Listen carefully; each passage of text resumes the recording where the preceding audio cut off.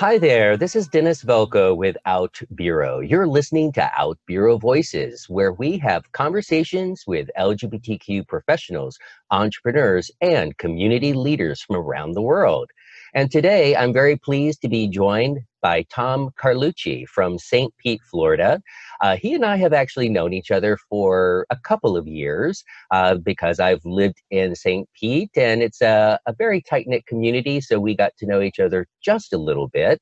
And so I'm very pleased to announce that Tom has taken on a new project called the Rome Project, and he's going to talk a little bit about exactly what that is. Welcome to the show, Tom.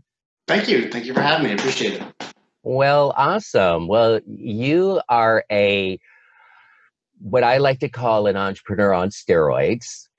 You have many projects or many things. You can obviously get into maybe just a little bit of that if you'd like, but I know you have a health and wellness products company.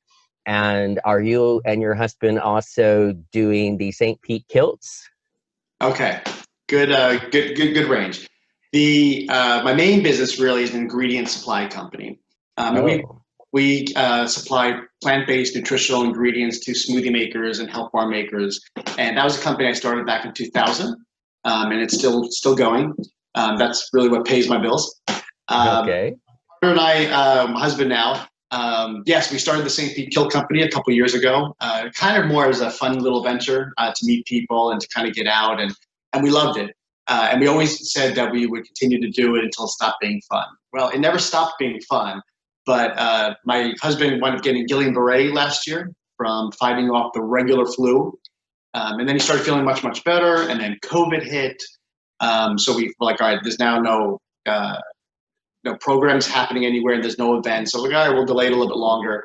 And then my husband's brother, who owned a condo next to our place, decided to sell that condo. And he only came down 3 weeks a year. And we used to use this condo as our production facility and storage. So once that went, we're like, all right, is that like three strikes, you're out kind of thing? So we decided to put St. Pete Kilts back on the back burner, for a while. And, so there we are with it.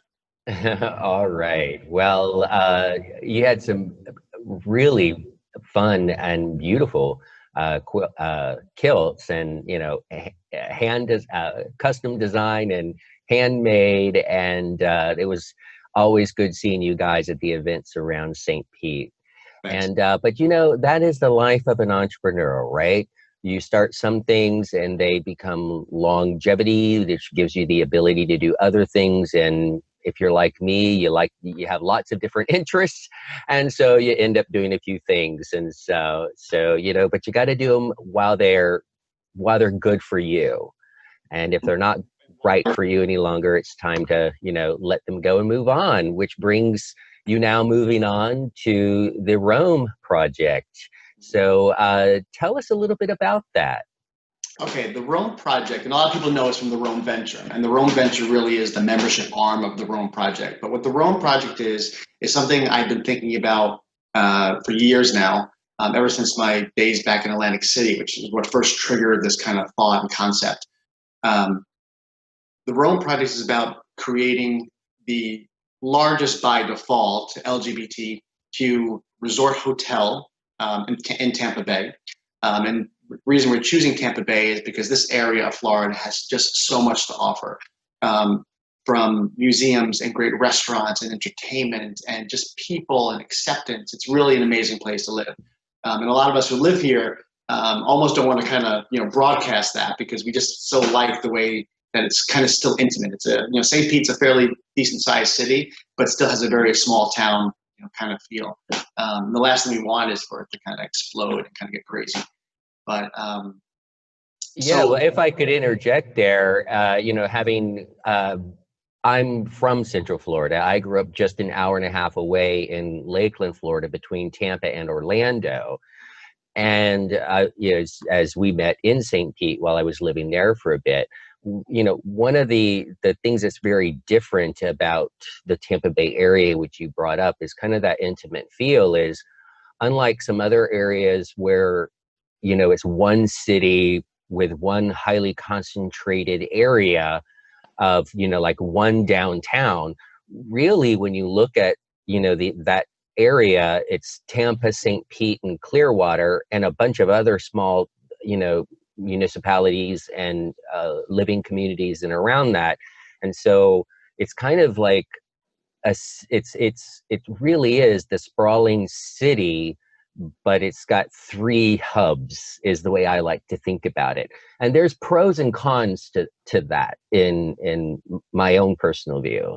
Kind of the spread outness also means, if you want to go out in Ybor City from St. Pete, you got to drive the 30 to 45 minutes and, all of that good stuff, or Uber it, be smart.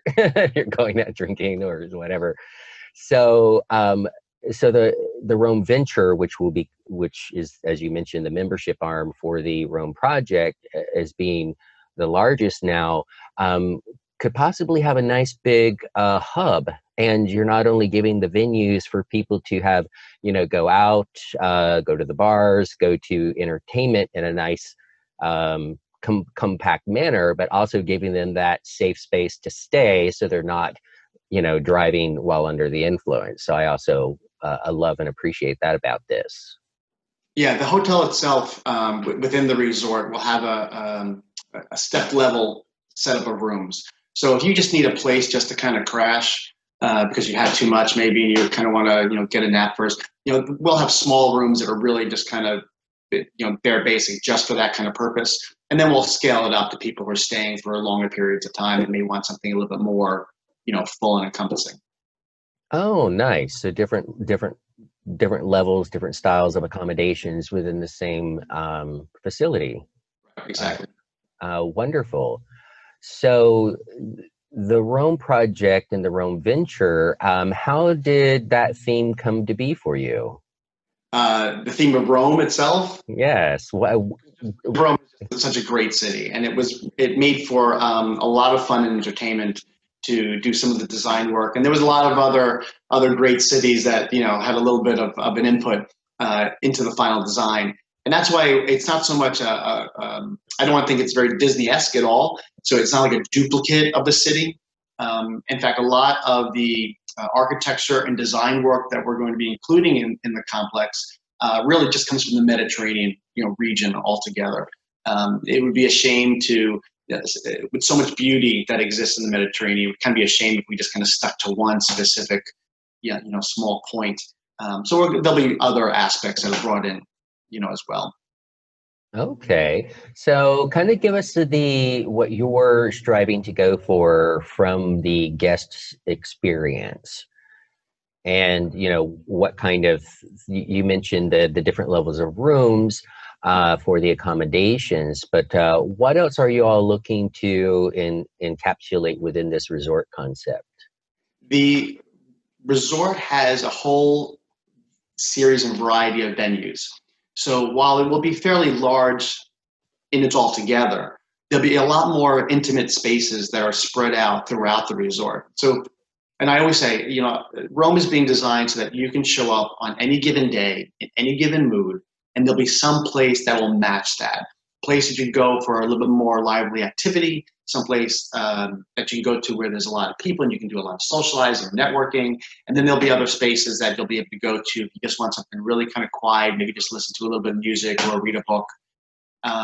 So by having a variety of venues that appeal to different aspects of people's daily life, I think we're really going to be able to attract a variety of people in the area. Because they know that they'll be able to get pretty much precisely what they're looking for based on how they're feeling that day. Okay. And you know what? I did not look up prior to this conversation, but where is it going to be located within the city? That is what I call the $1 million question.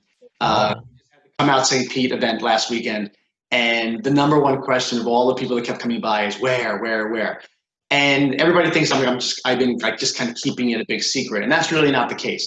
What happened was we identified a series of properties that kind of ticked 7 specific boxes, and just this past week we were able to eliminate one of those. So there's 5 properties that are under consideration. And the reason I can't make the final decision just yet is because I'm waiting on some written answers to some zoning questions. Very important. We don't want any surprises.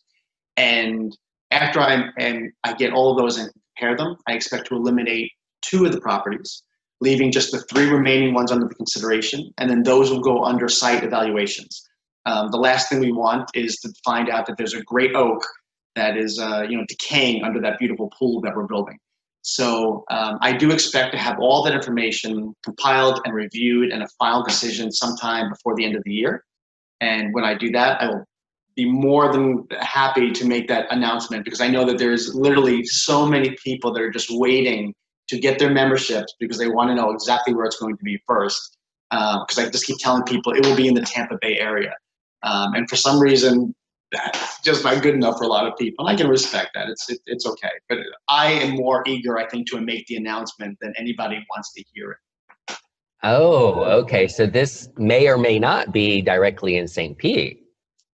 I'm here in the Tampa Bay area, which is a large and sprawling area that we just mentioned. Correct. Now, I live in St. Pete. Just saying that. Right. And to be honest, my number one pick is much closer to home than it is not. But if for some reason there's a zoning, or a site engineering issue, then my favorite spot is going to have to come off the table. So we just have to be realistic with that. But I do think things are going to go well, and I do think that everybody's going to be quite pleased with the selection. Okay. Well, I because of having lived there, I can say that what would be also really awesome, and I think would a potential business idea is a gay shuttle. I am so glad you brought that up. There is already a plan to kind of run Rome a little akin to a cruise ship, so that people who are coming in from out of town and staying with us for a long weekend or maybe a week, we want to showcase the greatness that is our area. So we will offer excursions to the local beaches, to the closest downtown, to some of the more some of the highlighted areas that are in the pretty local, so that people are not trapped only on property. Because again, like I said, Tampa Bay has so much to offer. And so if somebody wants to go and see a show, or catch a game, or definitely visit one of the beaches, we'll provide that accommodation. Oh, okay. Well, yes, I was also just meaning the sense of the spread outness, even like within St. Pete, to go from one place to the other. It's either a really long walk, right, or you've got to Uber it, or you've got to get back in your car to drive to the next place. Again, looking at DUI and so forth, that, just trying to, that was always one of the things that kind of got me about the area, is, you go to, if it's still there, the Enigma, well, then you want to go to, if it's still there, the G bar, the G dance place, at least, again, if it's still there. Nope. Oh, see, folks, I haven't lived in St. Pete for a year and a half, and businesses open and close. So interesting. So you are looking at this as a resort. So yes, locals, but also for tourism. And so, how are you getting, I mean, obviously we're doing this, and I have an international audience, but, how are you currently promoting, or how are you doing that? And, kind of give us maybe a little bit of the business side, because, wow, I mean, you talked about one business aspect, and that is choosing a property for such a location, for such a large venue. And for those that don't know, live oaks are the very old hundreds, an oak tree in Florida the house that I owned in the area had about 150-year-old oak tree. And here in the state of Florida, you can't just, if you want to do something, you just can't, chop it down. Right. It has to be sick. It has, there's lots of rules. And so, to your point, is you don't want a live oak that was chopped down for being not healthy. It may not be visible on the surface, but it's got that decaying root there, and of course could cause a sinkhole. So I totally get that. And so there's lots of aspects that go into this. So for our entrepreneurs out there, maybe give us some kind of information about some of the issues, opportunities, kind of maybe some of the craziness that has been going on or that you still have to face from the business side of things. All right, I'll start with let's start with the concept, first. Sure. And I'll give a quick story. When I moved from New York to Atlantic City, and I had been working for Hilton Hotels, but I wanted something a little bit more of a resort hotel experience. So I decided Atlantic City had these fantastically large, casino hotels. And I figured in that type of environment, I could probably learn a great deal, not only about casinos and casino operation, but resort hotel operations. And because these properties are small cities unto themselves, they have their own, electrical departments and engineering and laundry and food. It's really quite impressive when you see the back of the house of some of these places. So I went to Atlantic City and started working for Harrah's. Later transferred over to Showboat when Harrah's bought Showboat to instill the Harrah's culture. I worked for our president for a short time. That was an experience at Trump Plaza when they were doing the opening of the Trump World's Fair building, which was the old Playboy Hotel Casino. But what was nice about Harrah's is Harrah's had a really good cross-training program that I totally took advantage of. And they were really good to work with me and show me the inner operations for as long as I wanted to stay in that department. So I felt like I had gotten enough out, and then I was able to move to another department and learn that one almost from ground up. And that was an incredible educational experience for me. It's why I always liked food and beverage. I always liked hospitality, but seeing that grandness of small city operating in a structure was really, really appealing.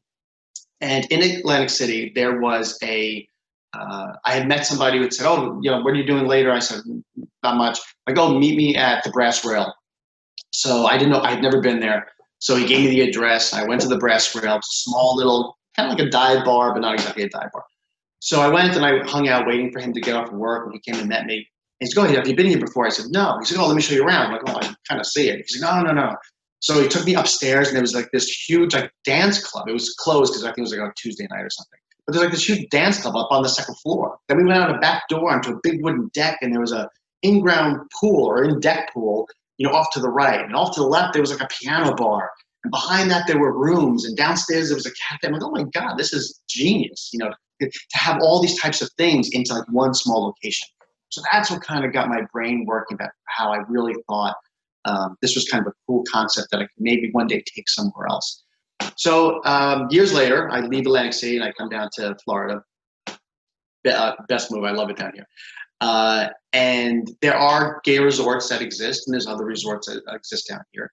And in St. Petersburg specifically, there's a lot of great little bars, and they're kind of fantastic. And everybody kind of finds their own little favorite. And you venture to the other ones, but you kind of always kind of come back to your little home base. There was a gay resort in St. Pete, if anybody's not familiar, called the Flamingo. And it was existed for about 10 years here. It just shut down last summer. But 10 years prior to that, there was another one, which are basically converted old motels or stuff that are in the region. Before that, there was the Suncoast. Suncoast closed, I guess, 10 years ago, and Flamingo opened, and Flamingo just closed. So with the Flamingo closing, kind of made me realize, well, now I can take that project that I, work on, here and there off the back burner, because now there's kind of like a new need for a new place to fulfill everybody's, wants to have a place to go on Sunday as the default when you're coming back to the beach. Just kind of want to stop off someplace, or to do your karaoke or your line dancing, or you just kind of want to go and hang out at the pool.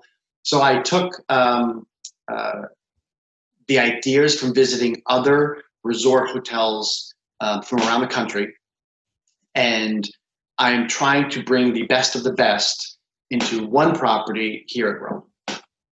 Awesome. And I did not know that you had the experience in the casino, hotel. So that's great. We have that in common. And I worked in IT, but I worked for Mirage Resorts in the time in which they were building so that people have a time frame while they were building Bellagio.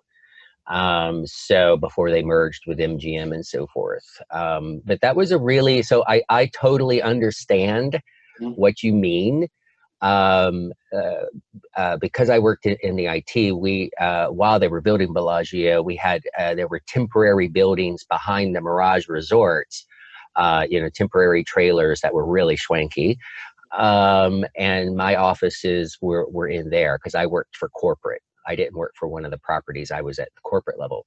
But that was always very interesting because we were right outside the back doors, where you would open up these, two doors, go with the main corridor, down one of the in the kind of the basement area of Mirage, and there, luckily, right there was, about 50 to 80 yards was the employee cafeteria, which had food almost as good as the front of the line. I've got stories about that.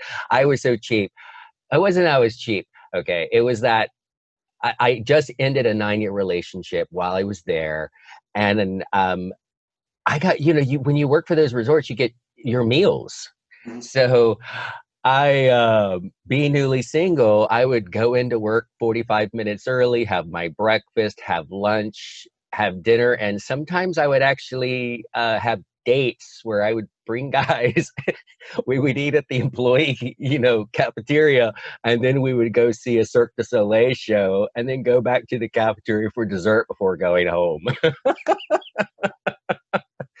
you know, Got to use the perks. It was something of a common occurrence, yes. Yeah, too funny.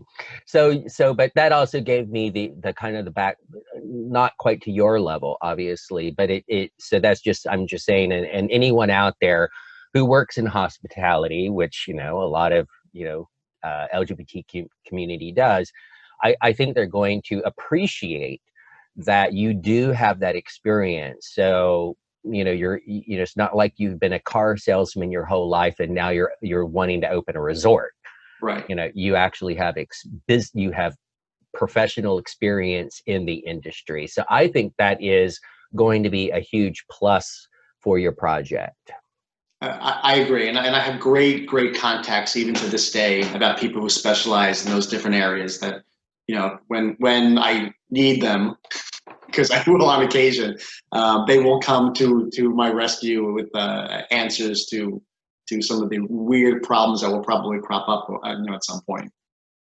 Okay, so very interesting, and so you've mentioned, if I'm that you're reviewing some of the properties now. So what's your kind of, I know everything it's all flexible, but what's your general timeline for kind of, at least as you're hoping it to be, for some of the main events leading up to its opening? Right. Of the 5 properties remaining, one of them I feel is kind of like hands above the rest, but they'll all work. So the timeline as of right now goes, we will look to get the property finalized by the end of the year, based on which each of the properties though has a different footprint. The footprint, you can have 1 acre, but it could be 10 feet wide and just really long, or it can be a perfect square. None of these properties have a right angle amongst them. So the footprints are all a little bit different. So whichever property winds up winning out, there'll need to be a little bit of tweaking to the design, the current design on the renderings for the resort. Nothing major, although one will allow for a lot more kind of roominess, which is kind of ideal. So that's at the end of the year. That will then give us 6 months to do all the tweaking of the plans so that we can accommodate that footprint.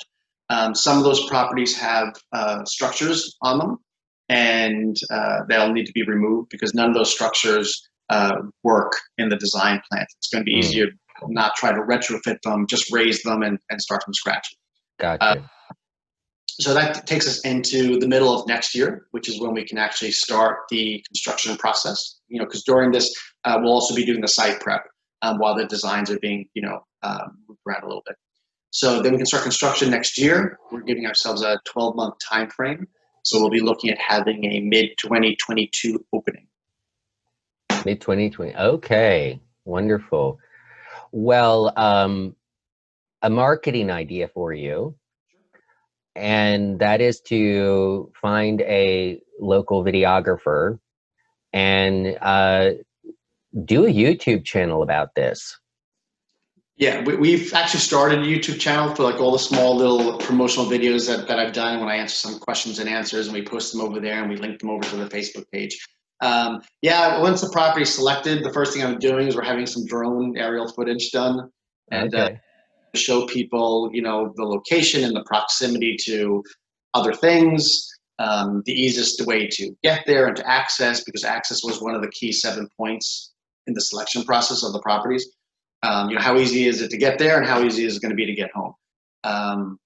Yeah, but then we can maybe superimpose some of the design work a little bit so you'll get a feel of scale. And yeah, there's definitely some aerial drone footage coming as soon as we can. Very neat. Well, I have been on this binge lately of watching makers, hand craftsmen doing woodworking and epoxy inlays and all of that kind of stuff. And some of them are HAF. So whenever I'm kind of chilling out at night, after my 10 to 16 hour day, I'll throw on a couple of those on YouTube. And just, the idea is it would be really cool to, help build momentum and help people feel as if they're being a part of the activity and seeing the progress and of course, wouldn't hurt if you have some, we'll just say, good on-air personalities, i.e. hot construction workers, right? Yeah, just an idea for you if you've not thought about that is kind of seeing the progress, even if it's time lapsed or something, different things, seeing your decor, seeing you at meetings, making choices over the colors and the fabrics and the this and the that's. And I think that'd be just think about that from all the different aspects that you could cover and how much attention that could build and subscribers to your YouTube channel. And then once it's opened, you have all of that base built in who have now invested in watching it being built. And of course, they're then going to want to come and experience it. And then you can just parlay that right into doing YouTube live streaming shows of stuff, your events. So now there was a lot there, and I can address some of those things. So our community, not just here in Tampa Bay, but in Florida, and of course nationally, there's a lot of really good talent here. There's a lot of really artistic people. There's a lot of really good makers. And we will be pulling from the membership to fill all those types of pulls that we can to fill some of those things. I will go outside whenever, obviously, we have to.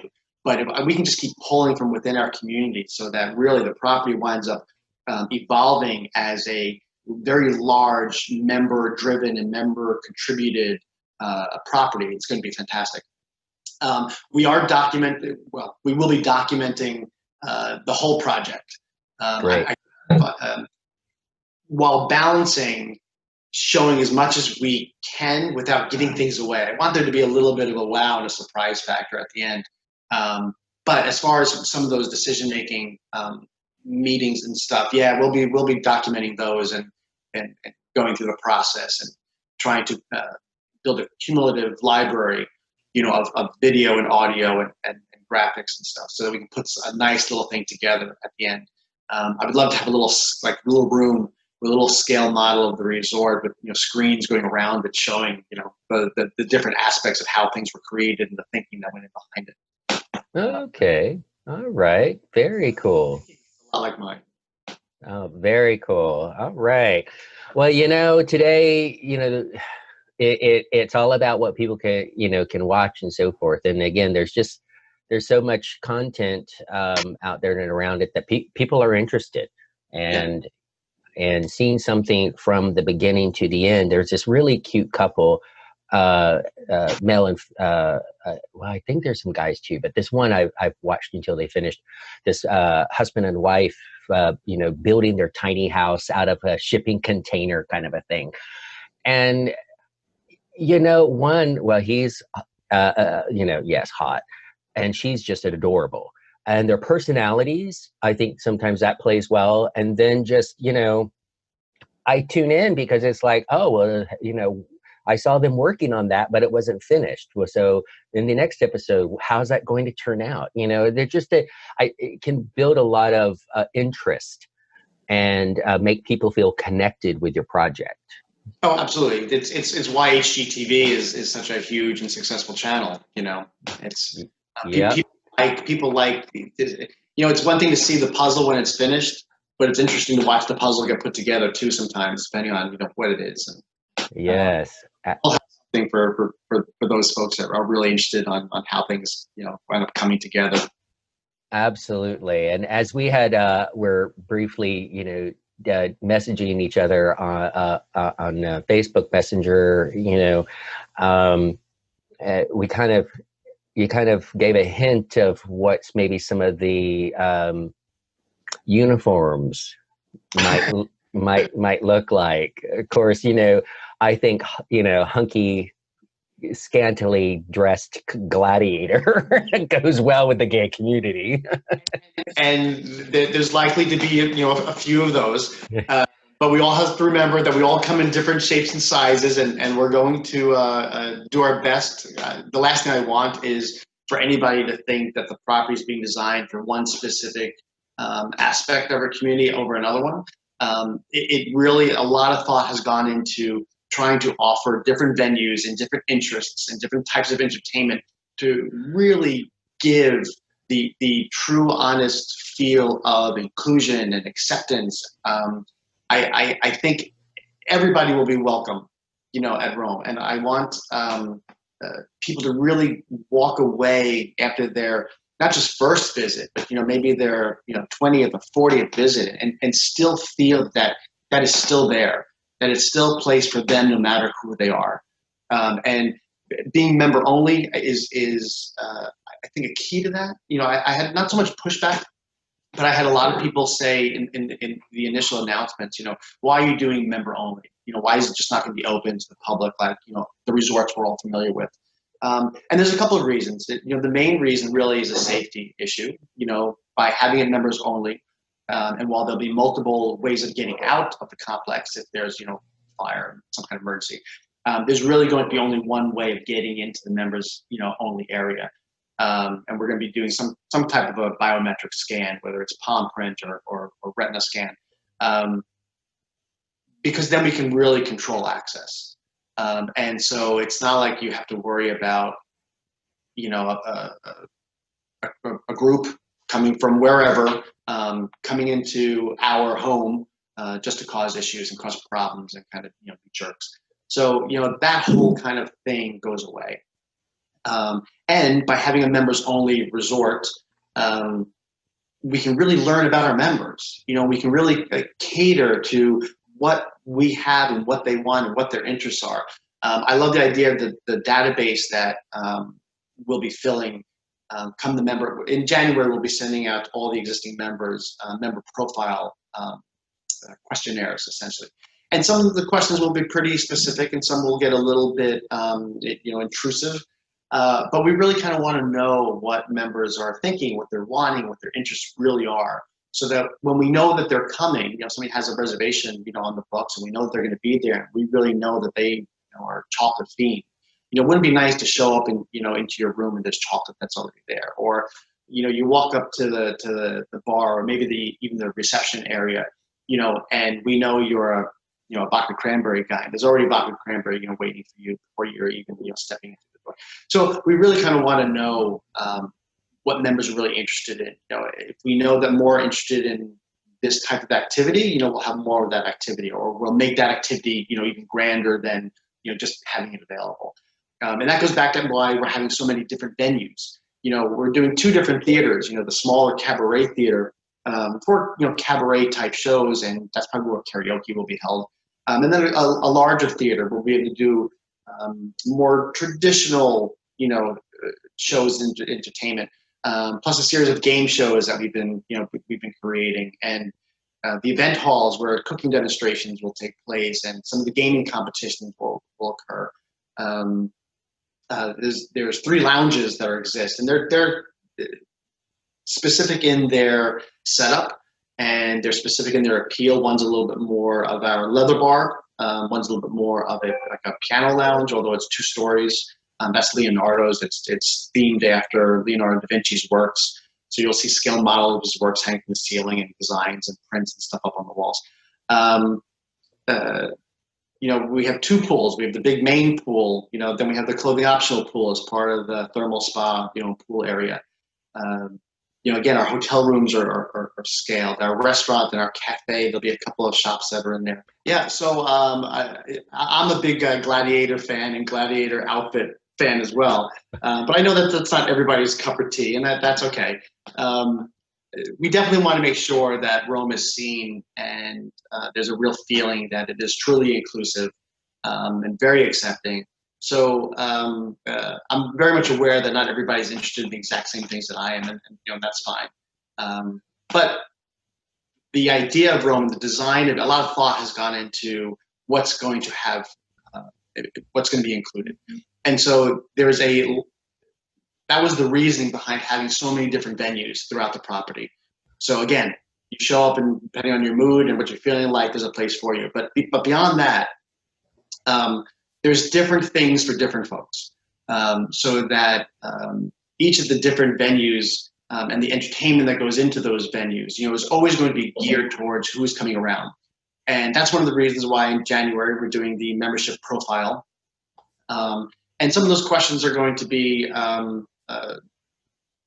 pretty broad. Some will be very specific. Some may seem a little intrusive, but it's really not about trying to really be nosy about anybody. But we want to be nosy about each individual member. What do they really want? What are they really interested in?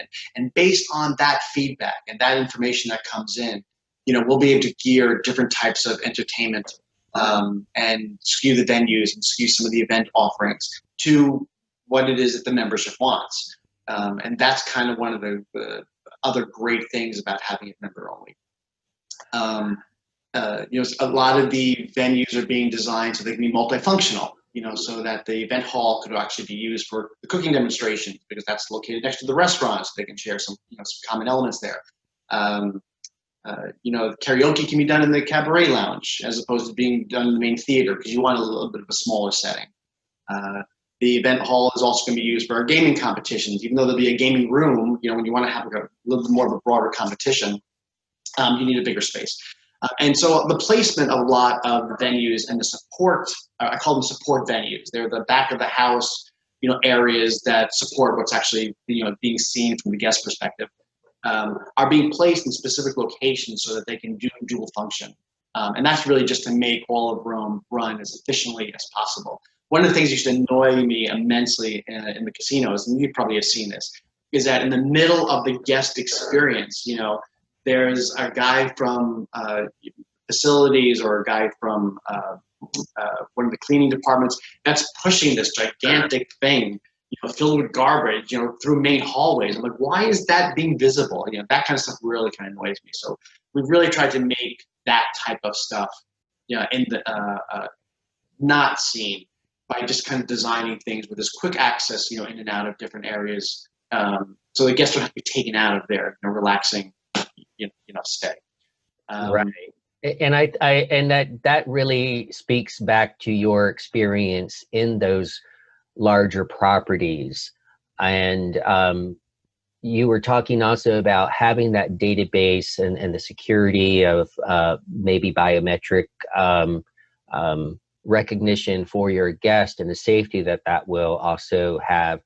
But getting to the database, you were mentioning, and that it may or may not be heard again, folks. We had some technical issues, so we restarted our thing here. But knowing that your guest loves chocolate and champagne upon arrival, whatever that might be, or maybe they want handcuffs in the room, whatever. I think that again speaks to your background, because that is exactly, as we were talking about earlier, that is exactly what Mirage Resorts did. And so you're taking that experience of treating this like a real resort, where you're trying to maximize the guest experience over time. So every time that they come back, you're learning more about them. And, so the next time they come, you don't have to ask that they want their steak medium rare. You already know. So I think it sounds like you are going to bring that experience that you have and create a LGBT inclusive resort that has the experiential level of a mainstream resort. Yeah, definitely an ongoing, customer management, programming in the background. And in the introduction video for Rome, I had talked about how we were combining, classical architecture and classical design, but we're mixing that with high tech. And a lot of high tech is not necessarily going to be visible, to the guest. But the support family, is going to have access to some of that information, and they're not going to have carte blanche access to everything. Different people will get access to different things per their department, per their. Certainly, having security built into that for privacy. Well, we are unfortunately starting to have a little bit more technical issues, but we have covered quite a bit of ground.